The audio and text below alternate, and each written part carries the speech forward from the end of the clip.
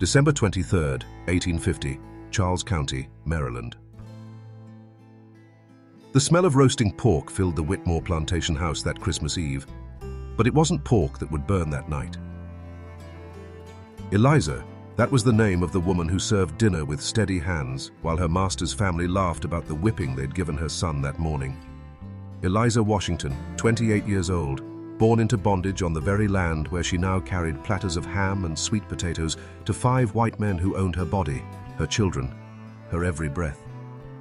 The dining room glowed with candles. Crystal glasses caught the light. Outside, December wind rattled the windows of the grand house while slave quarters stood dark and silent in the cold. Eliza moved between kitchen and table like a ghost, her brown hands placing silver forks beside bone china plates, her eyes never meeting theirs, her voice never rising above a whisper when Master Whitmore barked orders.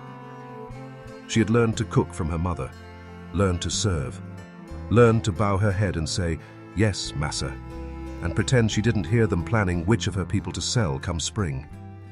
28 years of training had made her invisible to them, a shadow that brought food and cleared plates and disappeared back into the kitchen where she belonged. But tonight, Eliza Washington wasn't just serving dinner. She was serving justice. Cold, patient, long overdue justice to the 5 men who had taken everything from her. Master Thomas Whitmore, 53 years old, thick-bodied and cruel. His sons Robert, James, William, and young Charles, aged 26 down to 16, each one trained in the family tradition of breaking human beings for profit. Tonight, they would learn what fire felt like. Tonight, they would scream her children's names. Tonight, the Whitmore dining room would become their funeral pyre, and Eliza Washington's N would finally let them burn. This is the true story of Eliza Washington, the slave woman who turned Christmas dinner into an execution, and why some silences are more dangerous than screams. Before we continue with the video, drop a comment telling us where you're from and what time it is over there. And don't forget to subscribe to the channel.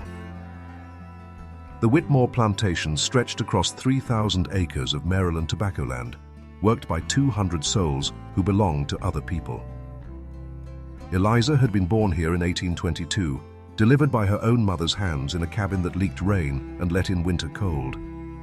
Her mother Sarah had taught her to read the moods of white folks like weather signs, when to disappear, when to speak, when to become so still and quiet they forgot you were human enough to have ears.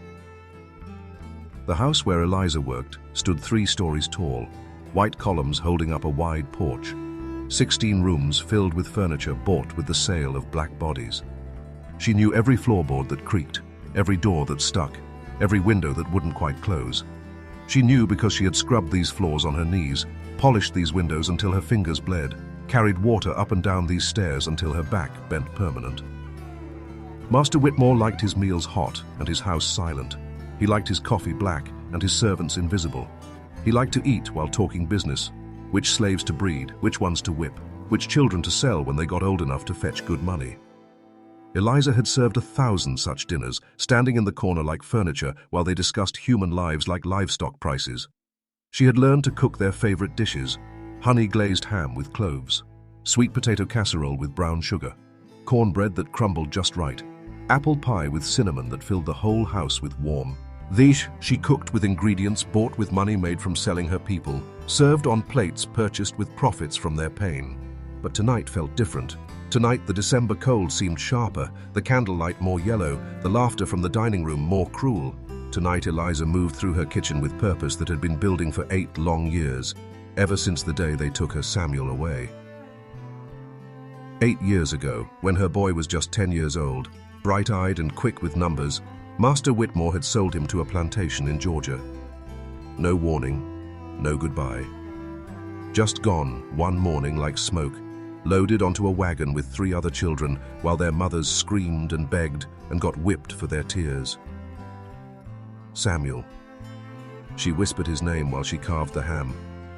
Samuel, who used to help her in the kitchen, who learned to read by tracing letters in flour dust, who asked her why some people owned other people and why God let it happen.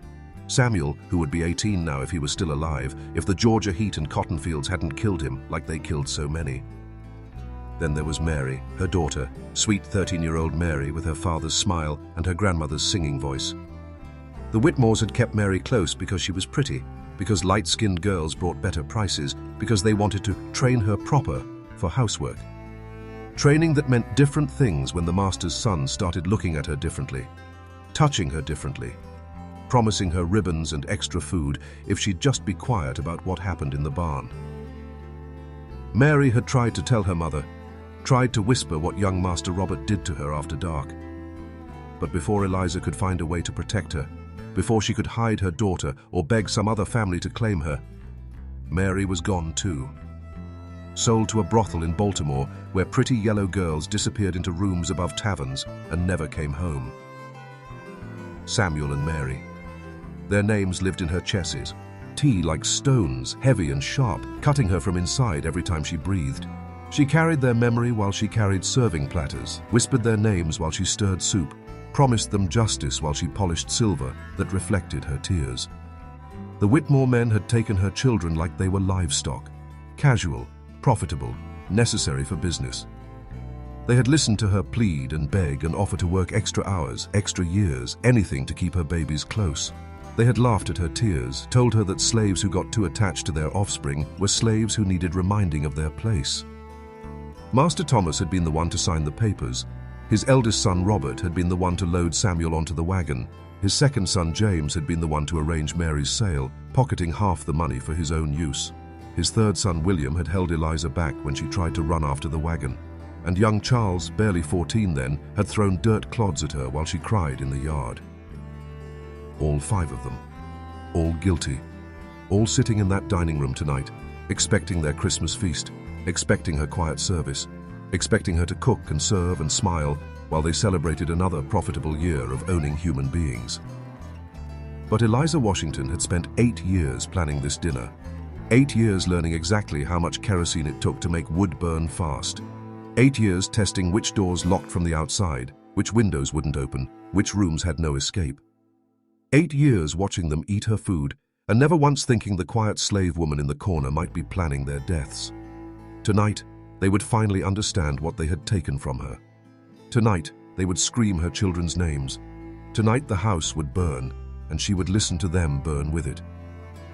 The breaking point came 3 days before Christmas, when Eliza found the letter. She had been cleaning Master Whitmore's desk, dusting around his papers like she'd done 1,000 times before, when she saw her name written in his careful script.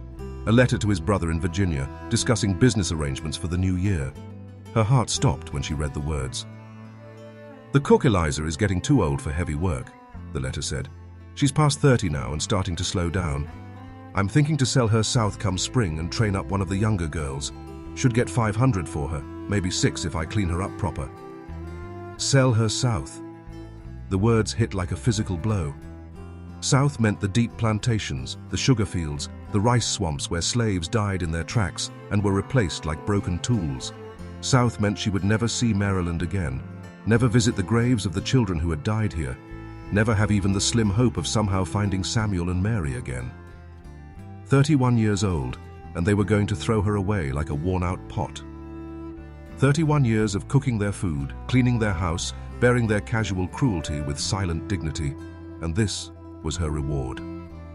Sail to the death camps of Louisiana or Mississippi, where she'd work until her heart stopped and they'd bury her in an unmarked hole. But it wasn't just the sail that broke something inside her chest. It was what she read next.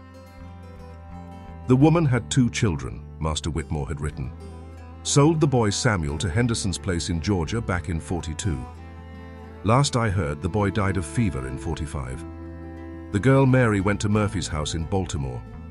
Word is, she didn't last 2 years before the pox got her, so no family concerns with this sale. Dead. Both of them dead. Samuel at 13, Mary at 15. Dead for years while she had been cooking and serving and hoping, planning impossible rescues, dreaming of reunions that would never come. Dead while she had been saving every scrap of information about where they'd gone, every whisper of news from other plantations, every prayer that someday she'd find a way to bring them home. The letter fell from her hands like a burning thing. She stood in Master Whitmore's study, surrounded by books bought with blood money, and felt something inside her chest crack open like an egg. Not her heart. That had broken years ago. Something deeper. Something that had been holding her human form together. Samuel and Mary. Dead. Thrown away like garbage by the same men who sat in their dining room every night, cutting meat with silver knives, discussing which slaves to breed and which ones to discard. The same men who had watched her beg for her children and laughed at her tears, who had called her motherly feelings unnatural attachment that needed to be broken for her own good. She walked back to the kitchen on legs that felt like wood. She lit the stove and began preparing dinner like always. But her hands moved differently now, steadier, more purposeful. She wasn't cooking for masters anymore. She was cooking for dead men who just didn't know it yet. That night, while the house slept, Eliza walked to the tool shed behind the kitchen. She found what she needed: rope, nails, a small hammer, and most importantly, the can of kerosene they used for cleaning. She carried these things to the dining room and began her preparations. The windows first. She nailed them shut from the inside, quiet, careful work that took most of the night. The wood was old and the nails went in easy, but she had to muffle each hammer blow with folded cloth so no one would hear. Window by window, she sealed every escape route. The doors next. The dining room had 3 entrances, one to the kitchen, one to the front hall, one to the back passage. She rigged each one with rope tied to heavy furniture, arranged so that one quick pull would block the doorways with chairs and tables too heavy to move quickly. Not locked. That would be suspicious, just blocked, like furniture had fallen over by accident. Finally, the kerosene. She soaked the curtains, the carpet edges, the wooden wainscoting around the walls. Not obvious, just enough to make sure the fire would catch fast and spread faster. She knew this house, knew its dry wood and dusty corners, knew exactly how flames would travel from room to room once they got started. By dawn, the trap was set. By evening, it would be sprung. December 23rd, 1850. Christmas Eve dinner at the Whitmore plantation. Eliza served the meal she had been planning for 3 days, the meal she had been dreaming of for 8 years. Honey-glazed ham with cloves, just the way Master Whitmore liked it. Sweet potato casserole with extra brown sugar for young Charles, who had a sweet tooth. Apple pie with cinnamon for dessert, filling the house with the smell of Christmas. The 5 men sat around their polished table like they owned the world, which in their small corner of Maryland they did. Master Thomas at the head, thick-bodied and loud, telling stories about profits and purchases. Robert to his right, 26 years old and mean drunk already, talking about which slave women he planned to visit later. James across from him, counting money in his head like always, calculating the value of human flesh. William next to James, quiet but watching, learning cruelty from his elders. And young Charles at the foot, 16 years old and eager to prove he could be as hard as his brothers. They ate her food and drank their wine and never looked at her face. Never saw the way her hands stayed perfectly steady as she poured their glasses. Never noticed that she wasn't eating from the kitchen like usual. They talked over her like she was furniture, discussing their plans for Christmas Day, their bets on horse races, their opinions on whether the new slave laws would help or hurt their profits. That Eliza cooks a fine ham, Master Thomas said, cutting another thick slice. Shame we'll have to train up another cook come spring. Maybe we should keep her a few more years, Robert suggested, wine making him generous. Hard to find darkies who season meat this good. She's getting old, James replied, always practical. Better to sell now while she's still worth something. Young girls learn faster anyway. And they're prettier to look at, William added, and they all laughed, like this was the finest joke in the world. Charles, trying to impress his brothers, raised his glass in a mock toast. To profitable ventures and obedient property. They clinked their crystal glasses together, laughing and drinking, celebrating another year of owning human beings. None of them noticed Eliza slip back into the kitchen. None of them heard her bar the kitchen door behind her. None of them saw her light the torch she had prepared. Samuel and Mary. She whispered their names as she walked back toward the dining room, torch held steady in her right hand. Samuel and Mary, who had been stolen and sold and murdered by these 5 men who sat eating food she had cooked with her own hands. The dining room door was the last one. She opened it just wide enough to throw the torch inside, then slammed it shut and pulled the rope that brought the heavy sideboard crashing down in front of it. The flames caught the kerosene-soaked curtains instantly. Yellow fire raced up the walls, across the carpet, around the room like a living thing hungry for destruction. She heard chairs scraping, voices raising in confusion, then alarm, then terror, as the 5 men realized they were trapped. Master Thomas's voice booming even in panic. "The door! Get to the door!" But the sideboard held. The windows were nailed shut. The fire spread faster. Then their fear, hotter than their rage, hungrier than their greed. Eliza stood in the kitchen, listening to them scream. She didn't cry. She didn't laugh. She just listened, holding the memory of her children close to her chest, finally giving them the justice she had promised 8 years too late. Robert's voice, cracking with terror. "Help! Someone help us!" But there was no one to help. The other slaves were locked in their quarters for the night, and the nearest neighbor was 5 miles away. The Whitmore men were alone with their fire, alone with their fear, alone with the woman they had never bothered to see as human. James tried to break through the blocked door, throwing his body against the heavy furniture again and again, while the flames climbed the walls around him. William grabbed a chair and swung it at the nailed windows, but the old glass just cracked without breaking, and the nails held firm. Young Charles, the boy who had thrown dirt at a grieving mother, screamed for his father like a child. "Papa! Papa! I don't want to die!" Master Thomas Whitmore, who had owned 200 human beings, who had bought and sold children like livestock, who had separated mothers from babies for profit, fell to his knees in the smoke and begged God for mercy he had never shown to others. But the fire didn't care about their prayers. The fire didn't care about their money or their power or their white skin. The fire just burned, hot and fast and final, turning their Christmas feast into their funeral pyre. Eliza listened to every scream, remembered every name. Samuel, who had died of fever in a Georgia cotton field at 13 years old. Mary, who had died of pox in a Baltimore brothel at 15. All the other children stolen and sold and murdered by the men who were burning now, finally burning for their crimes. The house burned for 3 hours. By dawn on Christmas morning, nothing remained but blackened walls and the twisted metal of a dining room chandelier. The fire had spread through the whole main house, destroying everything the Whitmore family had built with slave labor, everything they had bought with blood money. Eliza was found in the kitchen, sitting in her chair by the cold stove, her hands folded in her lap like she was praying. The smoke had gotten her before the flames, they said. Peaceful death, they said, like she had just gone to sleep. But the other slaves knew better. They knew she had stayed in that kitchen by choice, listening to justice being served at last. They knew she had chosen to die with her revenge rather than live to see new masters take over the plantation. They knew she had finally given her children the gift she had promised them 8 long years ago. The news of the Whitmore fire spread through Maryland like wildfire itself.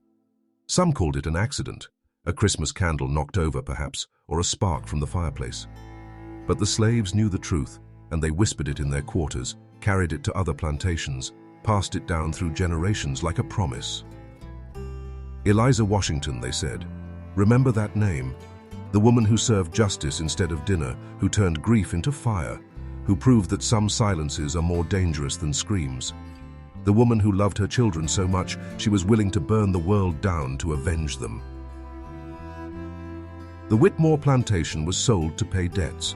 The slaves were scattered to other farms, other masters, other lives of bondage. But they carried Eliza's story with them, and her courage, and the knowledge that even the quietest victim might someday find the strength to fight back. If this story burns in your chest like it burned in hers, it's because some kinds of love are stronger than death, and some kinds of justice are worth any price. Eliza Washington cooked her last meal with ingredients bought by selling her children, and she made sure it was a meal her mother, Sturs, would never forget. Subscribe and share with those who understand that a mother's love can be the most dangerous force in the world.